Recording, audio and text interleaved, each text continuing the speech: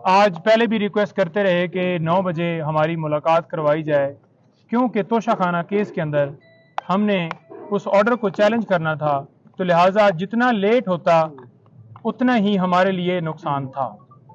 और वही हुआ कि आज लेट जो है खान साहब के पावर ऑफ अटॉर्नी साइन किए गए।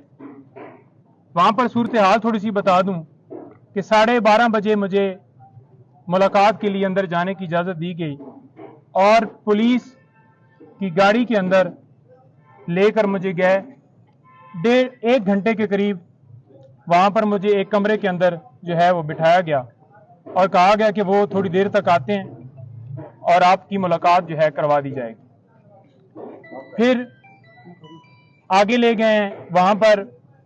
डिप्टी सुपरिटेंडेंट साहब के कमरे में उनको भी लाया गया है और वहां पर मुलाकात करवाई है। 1:30 बजे ये हमारी मुलाकात शुरू हुई है और तकरीबन 2:45 तक ये मुलाकात जारी रही है। गुलामी कबूल नहीं करूंगा, सारी जिंदगी जेल में गुजार लूंगा, सारी जिंदगी यहां पे रह लूंगा, लेकिन कभी भी गुलामी कबूल नहीं करूंगा। सर ये उसके साथ साथ उन्होंने बताया कि मैं आज स्पेशली उन लोगों को सलाम पेश करना चाहता हूं, आपने जाकर बताना है कि जो इस वक्त जेल के अंदर इसी नौयत की और इससे ज्यादा तकलीफात में वहां पर कैद काट रहे हैं, जिनमें उन्होंने सारे वर्कर्स का जिक्र किया पहले कि जो वर्कर्स गिरफ्तार हैं, फिर जो टॉप लीडरशिप वहां पर लाहौर के अंदर शहरियार, इजाज चौधरी साहब, सना, खतीजा और तैयबा और मशवानी साहब और सारे जितने नाम भी उन्होंने, अली मोहम्मद खान, सारे जो गिरफ्तार है, शहरियार अफरीदी, यास्मीन राश्ता, एक एक बंदे का नाम मैं मतलब स्किप कर सकता हूं, लेकिन उन्होंने एक एक बंदे का नाम लिया कि उनको मैं आज दोबारा खराज तहसीन पेश करता हूं, सलाम पेश करता हूं कि जिस तरह से वो वहां पर डटे हुए हैं और गुलामी मंजूर नहीं कर रहे। फिर उन्होंने कहा कि ये तीसरा अटैक मेरे घर के ऊपर हुआ है, मेरे घर के दरवाजे तोड़े गए, बुशरा बीबी उनके बेडरूम का दरवाजा तोड़ने की कोशिश की गई है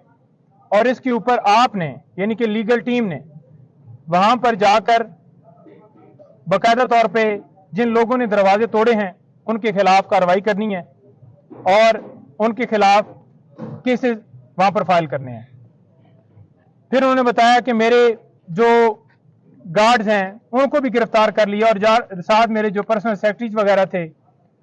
अली खान, अवैस, अली नियाजी, और उनको भी गिरफ्तार कर लिया। तो लिहाजा आप ये देख लें कि उनका क्या कसूर था। कोई किसी तरह से ना उन्होंने मजम्मत की, ना उन्होंने किसी तरह से आगे से कोई रेजिस्टेंस की, ना उन्होंने किसी तरह से आगे से कोई बंदूक या कोई चीज छीनी, उनके ऊपर डकैती का पर्चा कर दिया है। फिर उन्होंने कहा है कि जो पीटीआई की कोर कमेटी है वो फैसला करेगी, जो भी हमारा लाए अमल होगा, कोर कमेटी को सारा इख्तियार मैं दे के आया हूं, कोर कमेटी सारा फैसला करेगी और मेरी मुशावरत से करेगी, कोई एक बंदा डिसीजन नहीं लेगा, कोर कमेटी सारे फैसले पीटीआई के हवाले से करेगी। फिर उन्होंने ये कहा कि